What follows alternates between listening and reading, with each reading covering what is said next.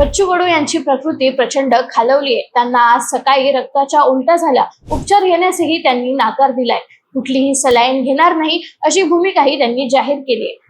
कडू यांना कालपासून सतत उलट्या होत आहेत, तर दुसरीकडे त्यांच्या प्रकृतीची काळजीने कार्यकर्त्यांमध्ये चलबिचल पाहायला मिळाली आहे। एका कार्यकर्त्याने तर अक्षरशः विष प्राशन करून आत्महत्या करण्याचा प्रयत्न देखील केला।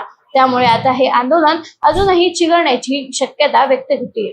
शेतकऱ्यांना संपूर्ण कर्जमाफी, त्यांच्या मुलांना शिष्यवृत्ती, दिव्यांग विधवा महिलांना 6,000 रुपये मानधन, वंचित घटकांचे प्रश्न या मागण्यांसाठी बच्चू कडूंनी अन्नत्याग आंदोलन सुरू केले आहे। त्यांच्या या उपोषणाचा आज 6वा दिवस असून त्यांच्या आंदोलनाला आता राज्यातूनही अनेक नेते मंडळी आणि संघटनांचा पाठिंबा मिळत आहे। आज सायंकाळी 5 वाजता महसूल मंत्री आणि अमरावतीचे पालकमंत्री चंद्रशेखर बावनकुळे बच्चू कडू यांच्या आंदोलनस्थळी भेट देणार आहे।